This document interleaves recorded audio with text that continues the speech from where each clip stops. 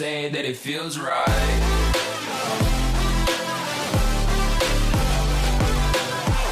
Alright, ladies and gentlemen, welcome back to the channel. This is Tehblender Gaming. My name is Tehblender, and today what I wanted to do was a little recap of the build that we just did in the walkthrough, and just kind of explain what we did, what really makes the build take off, and what we would change if we had to do it all over again. So, without further ado, we'll get right into that. So, the first thing that I would like to address is the purchase of Breeze Home. Don't do it. You can either purchase Breeze Home and flesh that out if you prefer, or what I would prefer, I made the blunder of doing both, is just skip Breeze Home, go down to Falkreath, get yourself your Lakeview Manor, and use that as your base of operations. Spend the 5,000 on that instead of on the Breeze Home. So, with that addressed, the second mistake I think we did was we cured our vampirism early. You don't have to get it as early as we did, so that was kind of unfortunate because it did make the early game a little tougher. But once we got it, we should have just left it and pushed for Necromage. Over here in the Restoration tree, Necromage is... I did explain it when we got it, but this Necromage talent is the what I would arguably say is the #1 most powerful spell in the game, or more powerful perk in the game. The reason for that is because it affects everything. Well, it makes it so that any buff that goes onto you or onto your character, if you are a vampire, it applies to you as well, right? So you can even do this for a mage build, right? Let's say you've got the Atronach Stone, which doesn't allow you to regenerate magicka. Well, you can drop the circle that damages undead, and it damages you, but you don't take any damage, so you're absorbing it, so you're just regenerating your own magicka. Completely plausible. So, with that being said, this is probably the #1 most important perk in the game. We should have just pushed for this. In addition to that, the second thing that we didn't do was we did focus on combat. So that did hurt us just a little bit, because it made it so that us getting to Restoration 71 and Alteration of 100 was slower because we were focusing so much on combat. Additionally, we didn't purchase levels for enchanting until after we had gotten super far, right? The trick for this is the alchemy enchanting. It's not a loop, but the way they work with each other. You know, making alchemy ingredients that increase your enchanting, and then using the enchanting to make gear that increases the potions that the effectiveness of the potions that you can create. By putting those two against each other, you can create enchants that supplement and fix the combat skills that you missed. So, for example, one of the strategies for a legendary playthrough is actually to not be in combat for almost 20 plus levels, where all you do is you go out, you collect alchemy ingredients, and you make alchemy, sell the potions, use that money to purchase things like enchanting levels, and then utilize the enchanting against some daggers or some base stuff, right? Some smithing or whatnot that you've done. If you're doing a heavy armor build, you get the dwarven, ingots out of the Markarth, and you've got a ton of weapons at your disposal to enchant. So then all you need is some small gems, which you can acquire by the gold that you've gotten from the potion selling. So it really just all kind of loops on itself, where you can purchase enchanting levels. You can slowly or quickly, right? Dwarven bows are actually really fast for smithing, so you can level your smithing there. And as long as you're purchasing every level you're purchasing 5 levels, your enchanting's going to skyrocket. You can do the same thing for alchemy. The higher your alchemy gets, the higher your enchanting is going to get. The higher your enchanting is going to get, the better your alchemy is going to be. And once you get a fortify smithing enchant, the better your smithing is going to be. Now, once you have that little loop, you're set, because you can take a light armor or heavy armor build and you could make the armor, right? You could improve it so much that it actually beats out what the skill point, which leads us to mistake number 3. Mistake number 3 was here. We spent 5 points in this to get our armor up. We didn't need it. You only need 1. Technically, you don't need any once you're high enough, or your abilities are high enough. However, if you did these unhindered is really what you want, and same thing with conditioned out of the heavy armor. So if we come over here, can I go all the way to it? Yeah. So conditioned, this is the one that makes it so that it doesn't weigh anything when you're wearing it. Same thing as unhindered, essentially. Now, because of that, I think that heavy armor is probably the better build. It's definitely the easier early game. And the only thing that you're ever getting, right? So it's got some things like reflect damage, melee damage when you're not... you don't have a weapon when you're doing fists and stuff like that.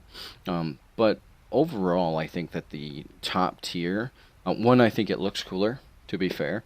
I love the look of Daedric, and even Dragonbone to an extent, more than I do Dragon Scale or Glass. Additionally, it allows you to get some better kind of weapons scaling going on.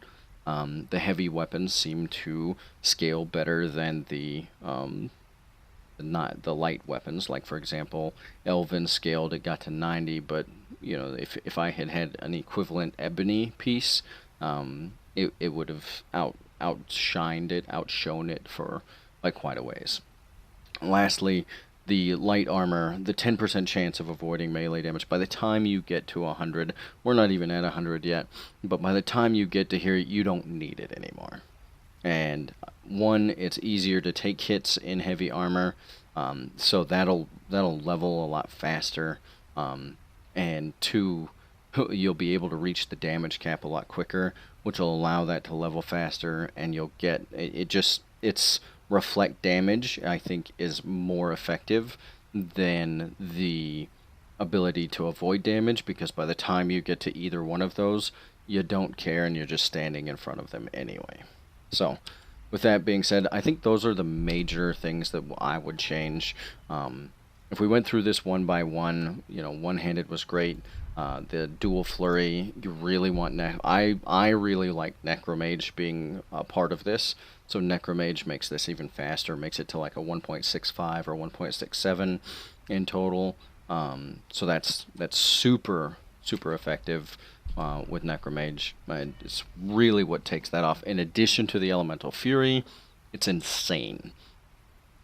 The rest of this probably in the future would stick to heavy armor, just because of how much more fun it is. I believe, however, in survival you might go with light armor, just because you have to manage warmth, and the warmth problem of like steel and other heavy armors could be a problem. So if you are doing a survival build, you might just ignore everything I just said.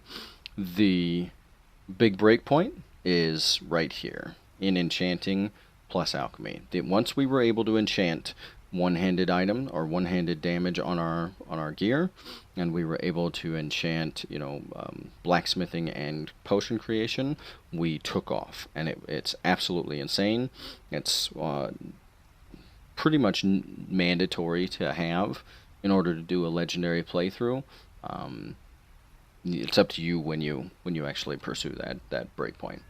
The second, so I would call this the second most important breakpoint, just because the enchanting alchemy can actually do magic resistance and stuff like that, to augment and get you to this breakpoint. This breakpoint actually happens with both having Necromage and Alteration.